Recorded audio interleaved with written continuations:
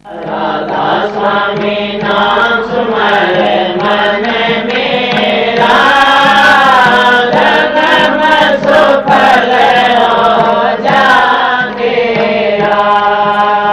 राधा स्वामी नाम सुमरे मन मेरा, जन्म सुफल हो जाएगा। राधा स्वामी दयाल की दया, राधा स्वामी सहाय, राधा स्वामी। प्यारी साध संगत, बुजुर्गों, माताओं, बहनों, भाइयों, जितने भी आप सत्संग लाभ के लिए उपस्थित हुए हो, शांति से बैठ के सत्संग लाभ उठाएं। दिक्कत थोड़ी हो सकती है, संगत ज़्यादा होने के कारण यहाँ के प्रबंधकर्ताओं को ये अंदाज़ा नहीं था कि संगत ज़्यादा आ जाएगी, लेकिन फिर भी सत्संगियों के लिए कोई परेशानी आती ही नहीं है। क्यों नहीं कि सत्संगी हर हालात में अपने आप को एडजस्ट करने का मादा रखते हैं, दुख सुख सब बराबर मानते हैं, और अगर कोई तकलीफ होती भी है तो उसकी शिकायत नहीं करते।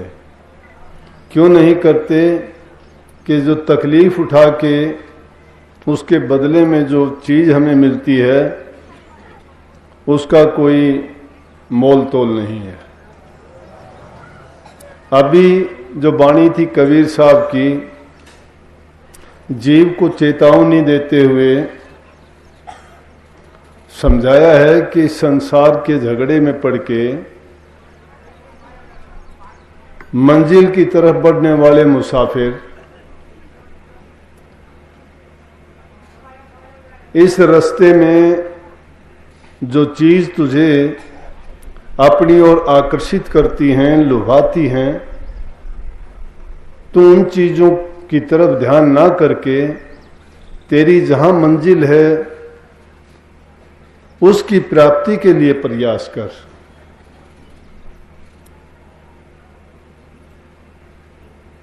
क्योंकि जीव का ठिकाना ये नहीं है, ये इस रूह का देश नहीं है, इसकी मंजिल कहीं और है, लेकिन ये मुसाफिर है। जगह जगह इसको कहीं मुसाफिर कहा गया है, कहीं बटोई के नाम से कहा गया है, कहीं इसको हंस का रूप कह के। लेकिन संतों ने जो वाणियां रची जीव को कहीं चेतावनी देने के लिए,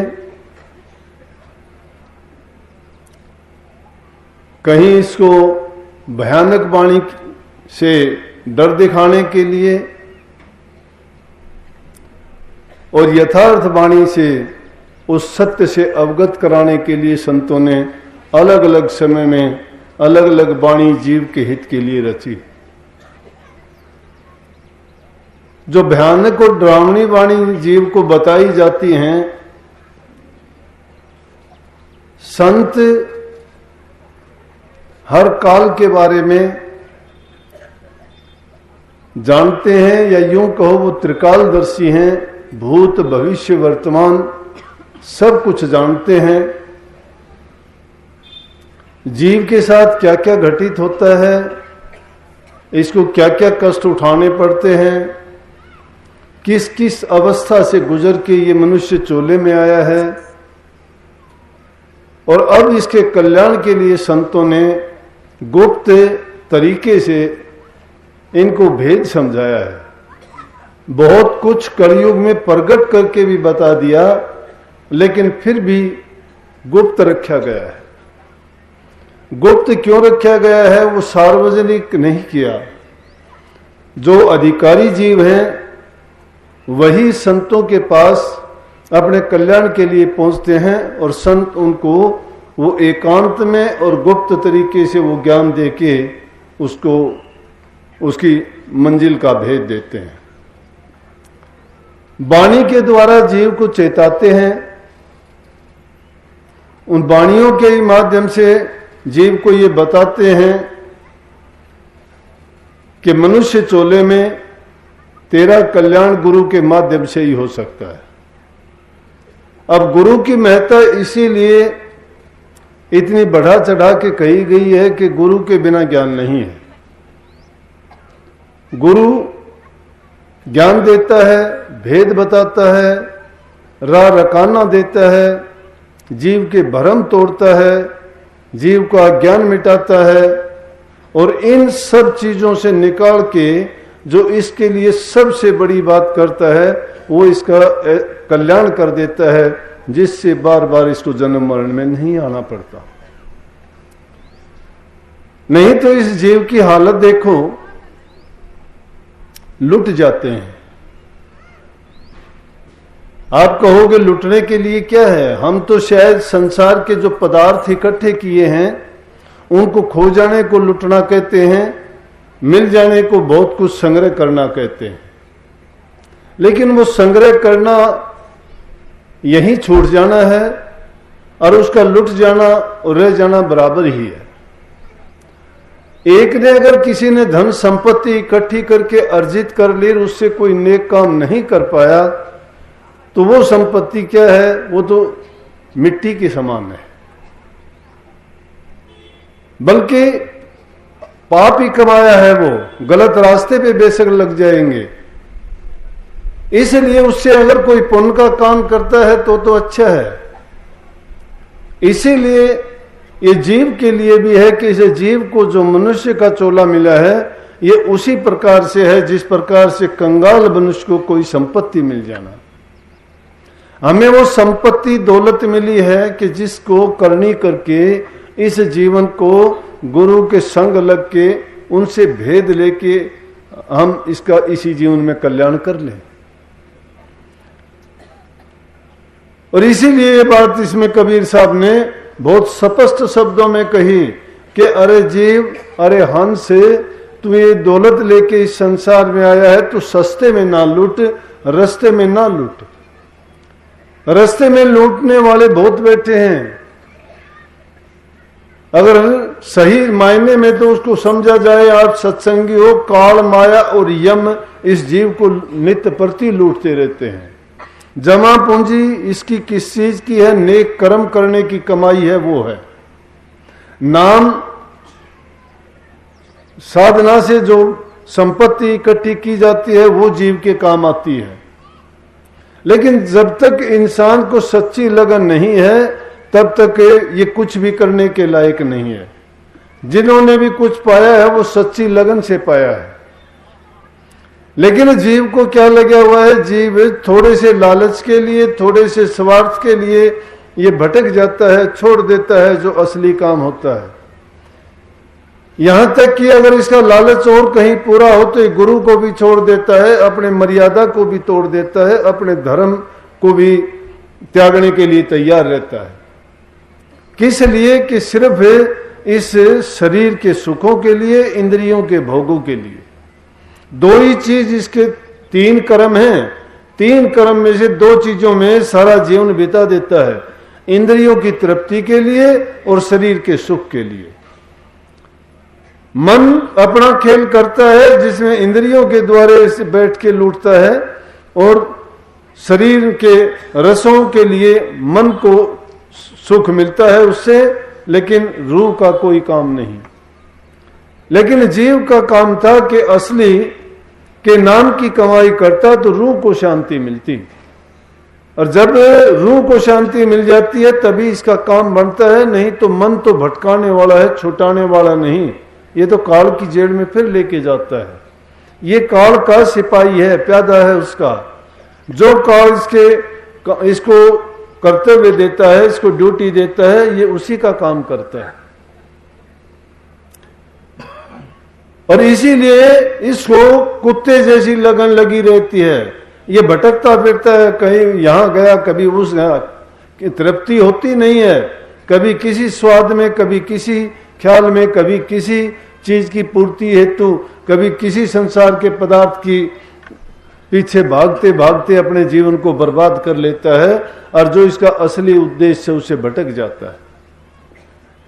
लेकिन जब संत सतगुरु मिल जाते हैं, इसको शब्द का ज्ञान, शब्द का भेद देते हैं, करनी करने का तरीका बताते हैं, और उस समय ये जीव अपनी लगन को दृढ़ कर लेता है, संकल्प को पक्का कर लेता है, और पूरे यकीन, श्रद्धा और विश्वास के साथ जब ये उस काम में लगता है तो इसको इसी जीवन में सब कुछ हासिल हो जाता है। फिर ये सोचता है कि मुझे जो करना चाहिए था मैंने अभी प्राप्त किया, कर लिया। इसीलिए संतों ने कोई उनसे छिपा के भी नहीं रखे।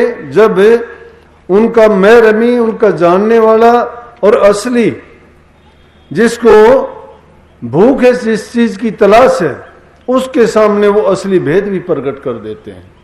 सच्चे जिज्ञासु के सामने संत प्रकट करके सब कुछ खोल के बता देते हैं, उनके लिए गुप्त कोई चीज रखते नहीं है। लेकिन जब तक हमारी लगन सच्ची नहीं है, जब तक विरह हमारे दिल में नहीं है, जब तक तड़प उस चीज की नहीं लगी है, तब तक देखा देखी भक्ति का कभी रंग चढ़ता नहीं है। और लगन कैसी लगनी चाहिए? लगन लगी तब जानिए छूट कभू नहीं जा, जीवत लिव लागी रह मरे ताही समाए। लगन तो ऐसी होनी चाहिए कि वो कभी छूटनी नहीं चाहिए। जीते जी तो वो लगन लगी रहे, जरूर लगी रहे, एक पल के लिए भी नहीं छूटनी चाहिए। जैसे हम कभी कभी कहते हैं ना कि मैं अपने ये ध्यान करता हूं लेकिन मुझे कुछ अभी अनुभव नहीं होता, मुझे प्रकाश दिखाई नहीं देता है, ना मुझे शब्द सुनाई देता है, ना नूरी गुरु के दर्शन होती है। शिकायत लगभग होती है कई बार। लेकिन सोचने की बात है, क्या ये कोई 1-2 दिन, 10-20 दिन, महीने, 2-4 या साल 2 साल का काम है?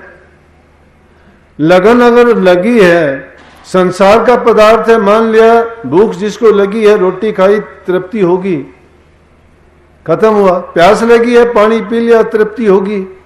नींद आती है, आराम किया, नींद से उठा, उसकी तृप्ति होगी, खत्म हुई कहानी। लेकिन जो तड़प उसे नाम की है, जो लगन उसकी लगी है, वो कभी खत्म नहीं होती, उससे कभी तृप्ति नहीं होती। और वो लगन ऐसी ही लगानी चाहिए जो कभी नहीं छूटनी चाहिए। जीते जी तो लगे ही रहे, लेकिन मरने के बाद भी वही। जैसे एक उदाहरण आता है, मच्छी का आता है। मच्छी का प्रीत जल से है, जल उसका जीवन है, जल के बिना नहीं जीवित रहती। वो जल में ही रहती है, जल में ही सोती है, जल में खाती पीती है, सारा जीवन ही उसका जल में बीतता है। तो जल के साथ उसकी ऐसी लगन है कि एक पल के लिए भी जुदा कर दो तड़फ के मर जाएगी वो। लेकिन मर भी जाएगी ना, उसको कोई मारने के बाद उसका मांस भी अगर खा लेगा तो खाने वाले को भी बार बार वो पानी की डिमांड करती रहती है, बार बार उसको चाह उठती है, वो पानी की चाह उठती रहती है। कहते हैं मच्छी खाने वाले बहुत पानी पीते हैं। क्यों? कि मच्छी का जो गोश्त उसके अंदर गया है वो मरने के बाद भी पानी की चाह रखता है। तो संतों ने ये जीव के लिए कहा है कि जीव को ऐसी लगन लगानी चाहिए जैसी लगन मछली की उस जल के साथ है। वैसे तो एक दूसरी जगह कबीर साहब का एक शब्द है कि ऐसी हमें लगन लगानी चाहिए जिस प्रकार से पपैये की स्वाति बूंद के साथ होती है। पपैया एक छोटा सा जानवर होता है, जब भी उसको प्यास लगती है वो पीहू पीहू की आवाज लगाता है, लेकिन वो ऐसा वैसा पानी नहीं पीता। उसको जो इसमें कहा गया है ना कि छोड़ दे कुत्ते वाली बाण नहीं तो फिर पछताएगा, उसको कुत्ते वाली आदत नहीं है। कुत्ता क्या करता है, घर घर में जाता है, एक घर में कुछ नहीं मिलता, अगले में टक्कर मारता है, उसमें नहीं मिलता, फिर कहीं जाता है। तो कई जीवों को भी ऐसी होती है कभी वो किसी के पास, कभी किसी गुरु को ढूंढते हैं, कभी किसी से दीक्षा लेते हैं, कभी किसी की पूजा करते हैं, अलग अलग जगह क्यों घूमते फिरते हैं? कमी उनके अंदर, खुद के अंदर होती है। वो जिस चीज को पाना चाहते हैं वो सहज में नहीं मिलती। वो अगर कोई चीज लेना चाहिए, चीज को अगर वो लेना चाहता है तो संतों की शरण में जाके उनकी वचन की पालना, गुरु की भक्ति करनी चाहिए। गुरु की भक्ति में जो जो चीज, जिन चीजों की जरूरत पड़ती है उनको करता चला जाएगा, उसको सब कुछ मिलता चला जाएगा। गुरु के संग करने से, सेवा करने से, वचन के सुनने से अज्ञान मिटता है, ज्ञान चक्षु खुलते हैं, उसके कर्म कटते हैं, जन्म जन्मांतर के जो बुरे पाप का कर्म का भार है वो हटता है। जब तक जीव के साथ वो लगे रहते हैं तब तक ये लाख कोशिश करें नहीं होता। हम कोशिश भजन करने की करते हैं, नाम की कमाई करने की करते हैं, लेकिन नाम की कमाई नहीं कर पाते। क्यों नहीं कर पाते? कि जब तक वो खोटे कर्म हमारे पूरे हो नहीं लेते तब तक नाम के लिए जगह नहीं है हमारे दिल में। दिल में पहले से ही बुराइयां जहां भरी पड़ी हैं, विकारी मन है हमारा, विषयों से हम बंधे हुए हैं। उन विषयों से जब तक हम नहीं छूट जाते, उनसे निजात नहीं पा लेते, तब तक अच्छे गुण या नाम कहां ठहरेगा अंतर में। इसलिए वो कैसे होगा कि जब लगन सच्ची लग जाएगी, सब ओर से ध्यान ही हट जाएगा। ध्यान एक ही चीज में जब लग जाएगा, अब ध्यान लगने का ये मतलब भी ना लगा लेना आप लोग गृहस्थी हैं, गृहस्थ में सारे काम करने पड़ते हैं, सामाजिक कर्तव्य निभाने पड़ते हैं, पारिवारिक कर्तव्य निभाने पड़ते हैं, हर प्रकार की समस्याएं भी हैं, चिंताएं भी हैं और अनेक प्रकार के हमारी जिम्मेवारियां भी हैं जिनको निभाना पड़ता है। लेकिन उन जिम्मेवारियों को निभाते हो, मेरे से किसी ने पूछा, कहने लगा जी कि कल की बात है शायद, कहने लगा कि दिमाग में बड़ी टेंशन रहती है। मैं क्यों? बोला कि अच्छी सर्विस भी करता हूँ, नौकरी करता हूँ, तनख्वाह भी ठीक है, लेकिन काम करते हुए नौकरी के ही काम में टेंशन होती है। मैं कहता हूँ कि जब तुम काम करते हो, उस काम को अगर तुमने भार मान लिया तो तुम्हें टेंशन देगा, लेकिन कोई भी काम करते हो उस काम को भार मत मानो। जब उस काम के लिए तुम हो, जिस काम के लिए तुम वेतन पाते हो, तो उसके में तुम काम के करने में आनंद लो, पूरा अपनी दिलचस्पी दिखाओ, अपना उसको एक कर्तव्य समझ के पूरा करो, क्योंकि उसके बदले में आपको वेतन मिलता है। अगर वो काम आप सच्चाई से, ईमानदारी से नहीं करते हो और सोचो कि मैं ये काम क्यों करूं, तो आप ये भी सोच लिया करो मैं इसके बदले में वेतन क्यों लूं। वेतन तो हम ज्यादा से ज्यादा चाहते हैं, लेकिन क्या हम काम पूरा करते हैं? लेकिन उस काम को करने में कभी भी ये नहीं सोचना चाहिए कि ये काम मेरे ऊपर बोझ है। जब काम करते हो तो काम करो, काम छोड़ने के बाद जब घर में जाते हो तो उस काम को याद ना करो। काम तो मैं भी रात दिन करता हूं, सत्संग का करता हूं, सत्संगियों से मिलता हूं।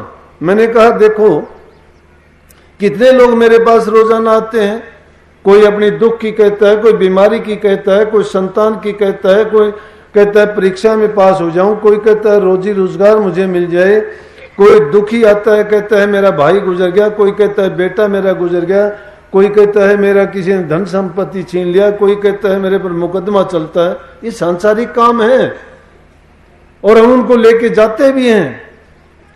मैं समझाने के लिए ये भी कहता हूं कि जब संसार की बातों को लेके गुरु के पास जाओगे तो सत्संग, धर्म और गुरु भी तुम्हारे लिए संसार बन जाएगा।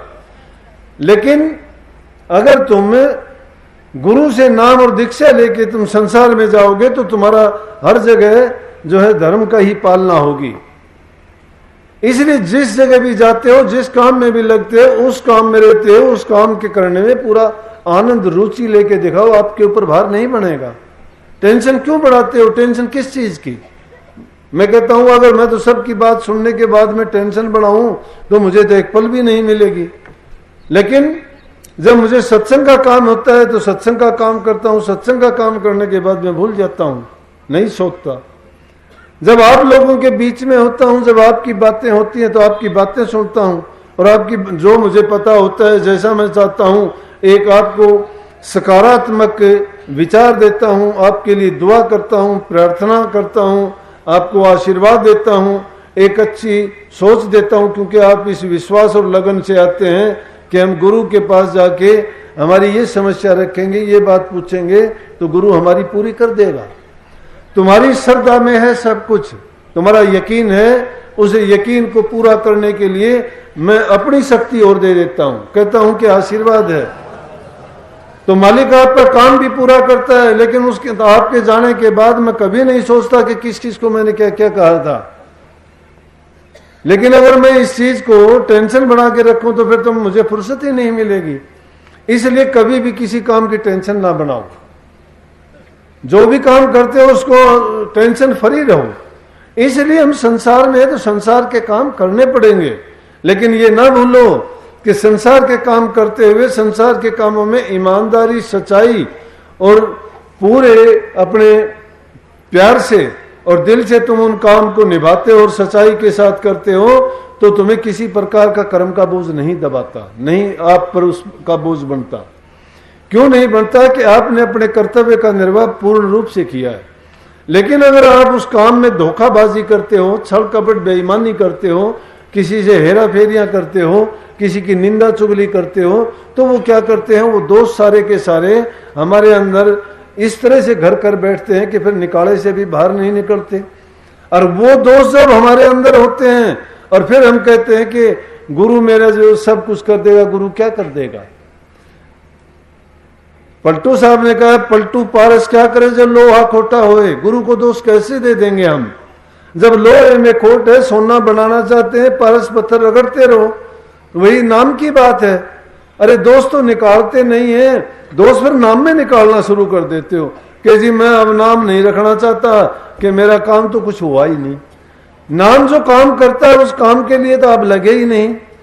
नाम तो काम करता है, जीव के कर्म काट देता है, जीव का जन्म मरण मेट देता है, इसके जन्म जन्मांतर के जो खोटे कर्म का भार लेके आए उसको उतार देता है। लेकिन आप उसको तो उतारना ही नहीं चाहते, उस तरफ तो एक कदम भी नहीं रखा।